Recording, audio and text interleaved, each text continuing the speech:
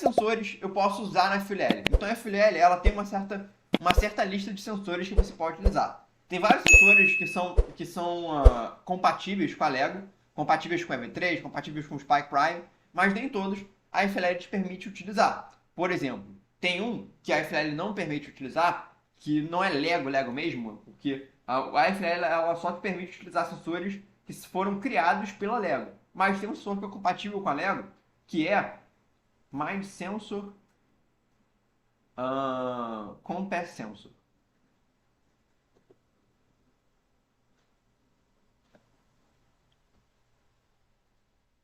Ó, esse sensorzinho é assim, esse sensor é uma bússola. Compass em inglês, no fundo é o objetivo é que ele seja uma bússola. Então, basicamente, ele te ajuda a você se direcionar na pista e conseguir saber exatamente qual posição que você está. Então, é um sensor muito forte, muito poderoso, que, pô, se você pudesse utilizar na FLL, você teria uma performance lá em cima, porque você saberia exatamente onde você está localizado.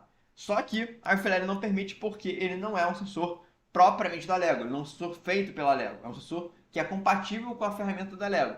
Então é um sensor que você não pode utilizar. Então quando você vai criar uma programação, você tem que ter em mente isso. Quais são os sensores que eu posso utilizar?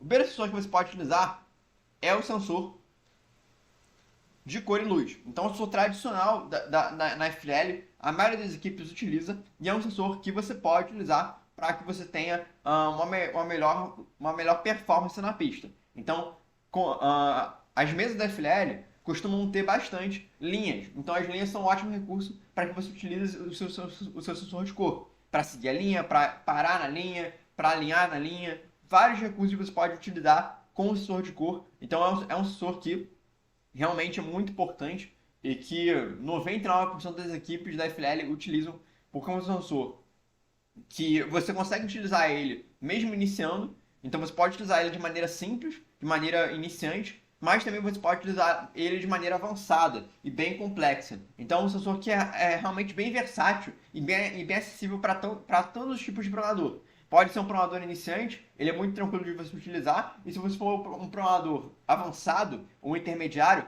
também é muito interessante para utilizar. Te dá várias ferramentas. O próximo sensor é o sensor ultrassônico.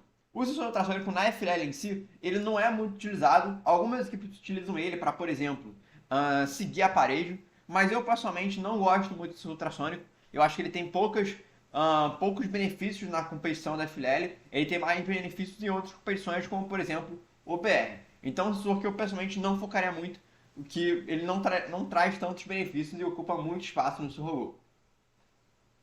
O próximo sensor é o sensor de toque.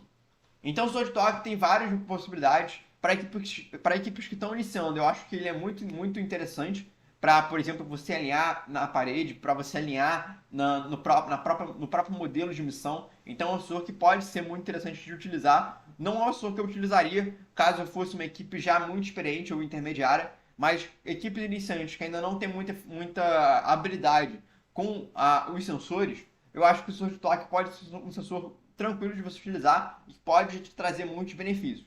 Então é um sensor bem interessante.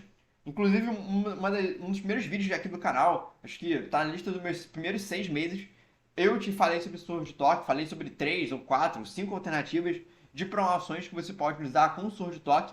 Então vale muito a pena você assistir. Eu acho que o tema é sobre como o sensor de toque é poderoso. Alguma thumb desse tipo, algum assunto desse tipo.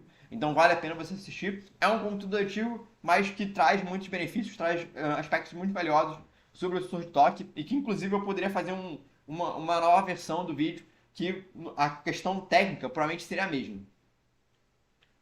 O próximo sensor da lista no caso, o sensor giroscópio. Então o sensor giroscópio eu coloquei na lista aqui porque é um sensor muito, mas muito, muito, muito poderoso. Ele para mim é um dos sensores mais que trazem mais benefícios para a competição em termos de performance, mas ao mesmo tempo ele é muito delicado para utilizar. Então tem que ter vários cuidados para utilizar o giroscópio, porque se você não utilizar ele da maneira correta, da maneira que ele deve ser utilizado, você vai ter problemas e muito provavelmente o robô vai sofrer demais na competição e essa pontuação vai lá para baixo. Então muitas equipes não utilizam o seu giroscópio porque ao invés de beneficiar elas, acaba prejudicando. Acaba que na competição ali o giroscópio acaba tendo alguns problemas, algumas imprecisões e o robô acaba tendo uma má pontuação. Então tendo uma má performance. Só que isso muitas vezes depende da forma como você utiliza. Então, por exemplo, no meu curso Universo da Robótica, tem aulas focadas em giroscópio. Eu falo exatamente quais são os cuidados que você tem que ter sobre o giroscópio, como que você deve utilizar e o que você tem que fazer com o giroscópio caso você tenha algum problema. Então existem problemas que o giroscópio tem, que eu chamo de drift estático e drift dinâmico. Eu não vou entrar em detalhes nessa live em si, eu tenho outros conteúdos aqui no canal, mas também muito mais focado no curso, que eu falo sobre isso. Mas um sensor muito poderoso que eu, quando competia, eu arrisquei utilizar, trouxe benefícios e trouxe malefícios. Teve alguma competição que eu tive muito problema com o giroscópio, mas me trouxe um aprendizado e eu ensinei, por exemplo, as próximas gerações da equipe a utilizarem o giroscópio. Desde então, eles utilizam sem problemas porque eles já aprenderam com as gerações passadas, já aprenderam, por exemplo, com o erro que eu e minha equipe tivemos. E no curso, eu te mostro isso. Eu te mostro como isso pode fazer programações com o giroscópio, mas também mostro quais são os cuidados que você tem que ter. Porque não adianta, por exemplo, você ter uma programação super irada com o giroscópio, que eu mostro lá no curso, mas lá na competição você não conseguiu utilizar porque ela traz vários problemas. Então o giroscópio é realmente muito, muito complicado de utilizar, mas que traz muitos benefícios. Então tem a frase, por exemplo, do filme do Homem-Aranha, que eu gosto muito, para resumir o giroscópio, que é o seguinte: com grandes poderes vem grandes responsabilidades. Então o giroscópio tem grandes poderes, tem grandes melhorias que você pode fornecer para o seu robô, mas ao mesmo tempo você tem que ter responsabilidade para utilizar. Não é qualquer programador, não é qualquer equipe que deveria utilizar o giroscópio. Então é isso.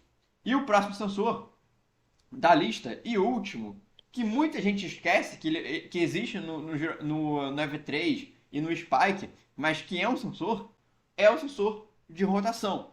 Então, por exemplo, quando você coloca no seu robô, eu quero que ele ande 10 centímetros, eu quero que ele ande 300 graus. Como é que ele faz isso? Ele faz através do sensor de rotação do próprio motor. Então, o motor, além dele ser uma saída do seu robô, ele também é um sensor. Então tem lá um componentezinho dentro dele, que a gente chama de encoder, que faz com que ele leia essa quantidade de graus, essa quantidade de centímetros que o seu motor está andando. Então ele também é um sensor muito interessante para utilizar. Poucas equipes exploram ele em termos de melhorar a performance a performance do robô, mas que também é muito interessante. Então essa aqui são as listas de 5 sensores que você pode utilizar na FLL que são permitidos, ok?